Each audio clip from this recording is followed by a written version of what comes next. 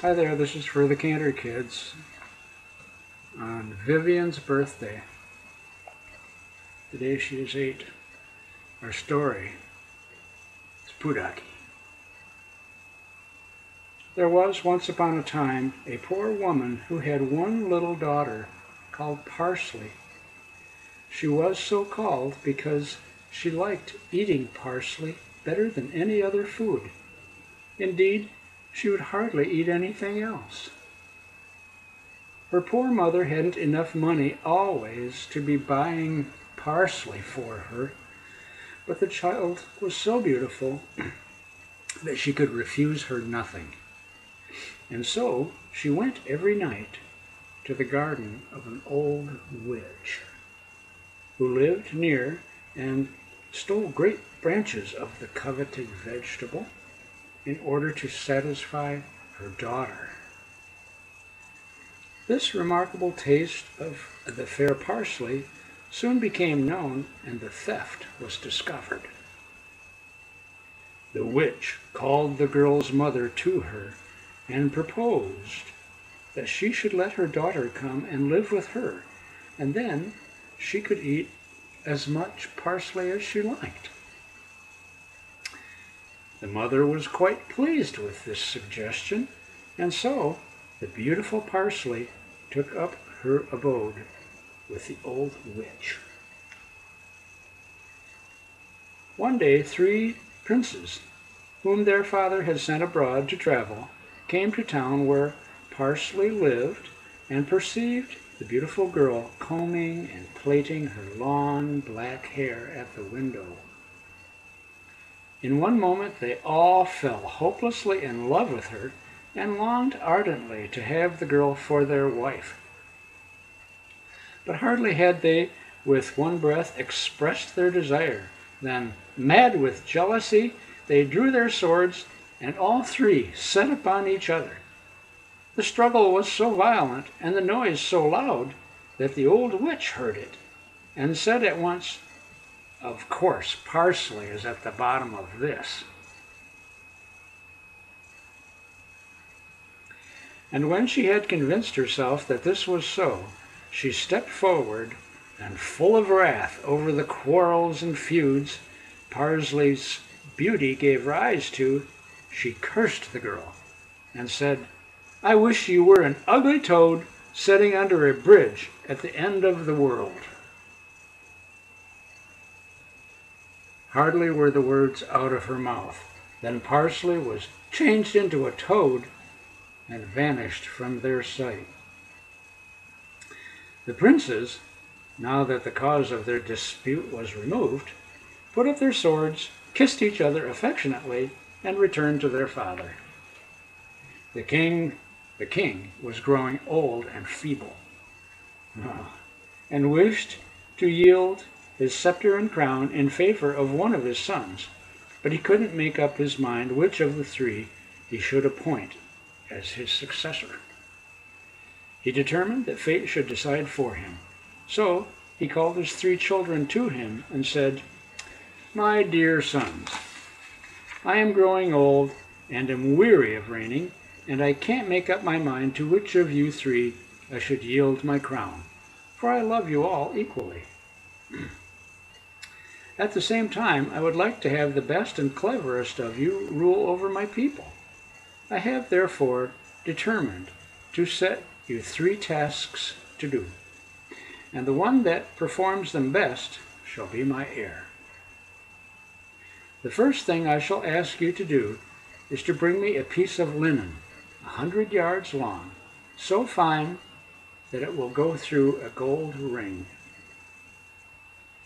The sons bowed low, and promising to do their best, they started on their journey without further delay.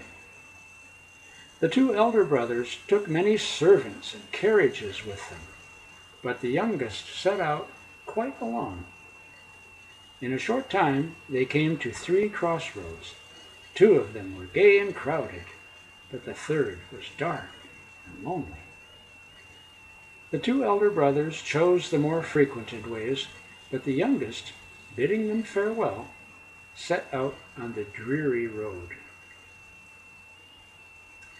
Wherever fine linen was to be bought, there the two elder brothers hastened. They loaded their carriages with bales of the finest linen they could find, and then returned home.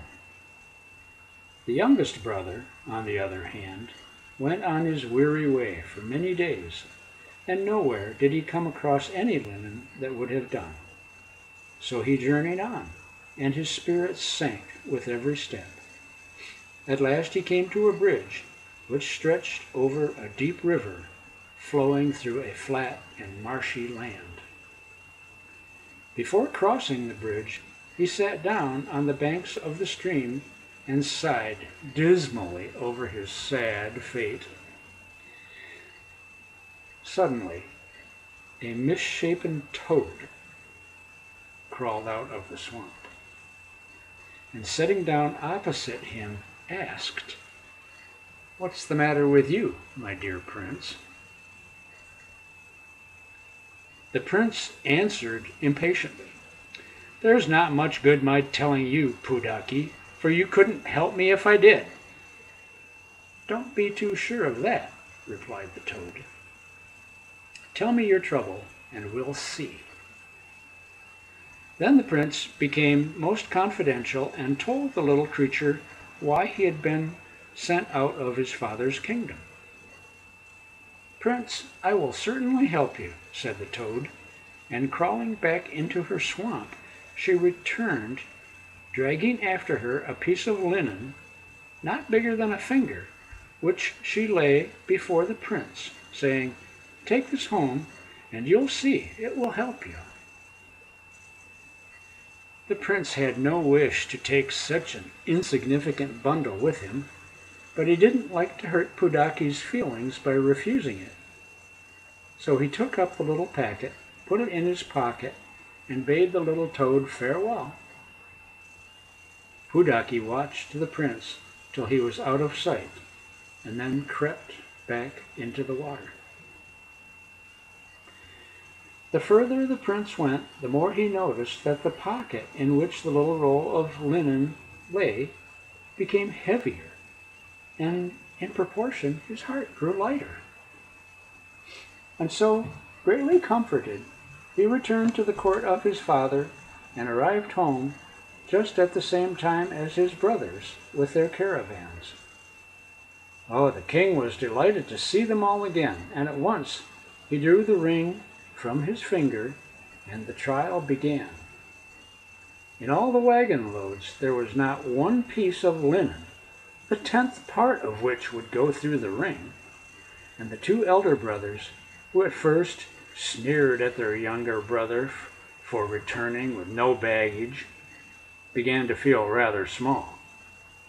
But what were their feelings when he drew a bale of linen out of his pocket, which in fineness, softness, and purity of color was unsurpassable.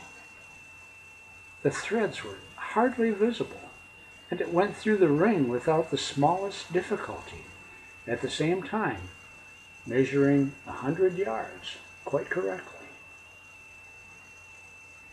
The father embraced his fortunate son and commanded the rest of the linen to be thrown into the water. Then, turning to his children, he said, "Now, dear princes, prepare yourselves for the second task.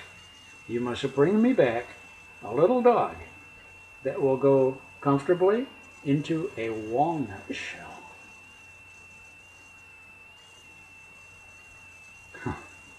The sons were all in despair over this demand, but as they each wished to win the crown, they determined to do their best, and after a very few days set out on their travels again. At the crossroads they separated once more. The youngest went by himself along his lonely way, but this time he felt much more cheerful. Hardly had he sat down under the bridge and heaved a sigh when Puddocky came out, and sitting down opposite him asked, "What's wrong with you now, dear prince?" The prince, who this time never doubted the little toad's power to help him, told her his difficulty at once. "Prince, I will help you," said the toad again, and crawled back into her swamp as fast as her short little legs would carry her. She returned, dragging a hazelnut behind her, which she laid at the prince's feet and said, "Take this nut home with you and tell your father to crack it very carefully, and you'll see then what will happen." The prince thanked her heartily and went on his way in the best of spirits, while the little Puddock crept slowly back into the water.